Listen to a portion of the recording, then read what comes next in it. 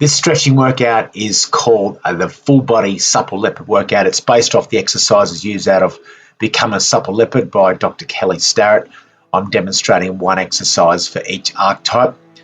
The first one is an overhead T-spine extension, which is ideal for the squat archetype. Reach over behind you and then, just position that foam roller underneath your lower rib cage. Reach up overhead and notice my elbows are locked out and my armpits are forward and I'm actively reaching towards the ceiling. Lean back if you've got a barbell or a dumbbell or something that's obviously a bit of weight in it. Increase the pressure and you can sort of raise your hips off the ground if you want to make that a little bit harder, but basically just relaxing, trying to squeeze your lats back as hard as you can back towards the floor. The second exercise is the glute smash and floss. That's going to help with the squat archetype. So this exercise, you get a lacrosse ball and you're basically just rubbing it on your hips, trying to get the spot where it's tightest. So move the surrounding tissue around it by externally rotating your leg and dropping your knee to the mat as you roll. Continue the floss, the tack down tissue by pulling your knee in towards the center as well while you're doing that. And in addition to smashing and flossing with external and external rotation of your leg, slowly roll from side to side across the glute, tissue, and that pressure will eventually sort of wave as you go. The next exercise is called a lacrosse, a lacrosse ball smash. It's for the hang archetype. So if you've got a lacrosse ball, then of course you can do this one. If you don't, you can use a cricket ball or something hard. The whole idea of this exercise is really to smash underneath your lats, the insertion, and the rotator cuff area. As you can see, I've got a bit of pain in my lats there as well, so it hurts a bit. Doing a bit of grunting. Make sure you find a quiet corner. Roll slowly onto your right side and smashing the underlying tissue. The next exercise is called the super front rack stretch, and this is for the archetype for front rack, or so if you're doing your front squats, this is ideal for that.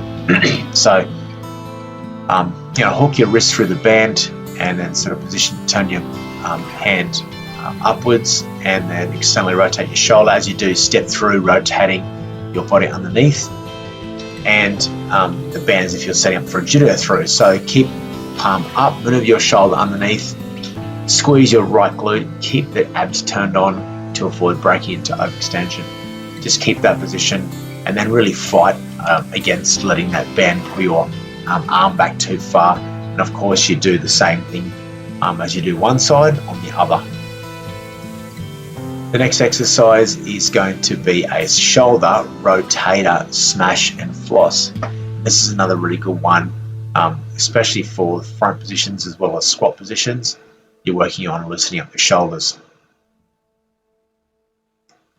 So this exercise requires you, of course, to have another ball as well, and you sort of position that ball right above the insertion of your lat near your armpit. This is where the external rotators insert behind your shoulder, and it's important to note that there's no right or wrong way. The goal is to get the same pressure on the ball, and if you want something a little more aggressive, roll onto your side to get some additional weight over onto your shoulder.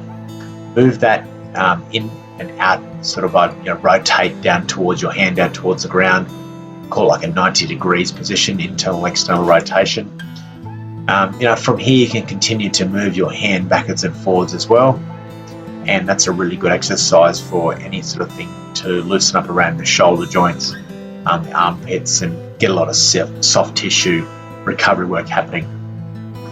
The next exercise we are going to discuss here is called the banded hip extension. It's for the pistol archetype, so if you're having trouble doing the one-legged squats or any sort of standard work here, this exercise is really good. So you get a band, put it around a squat rack or something sturdy, and then you hook the band around the back of your hamstring, just underneath your glute fold, and sort of keeping your left foot sort of internally rotated in this position here.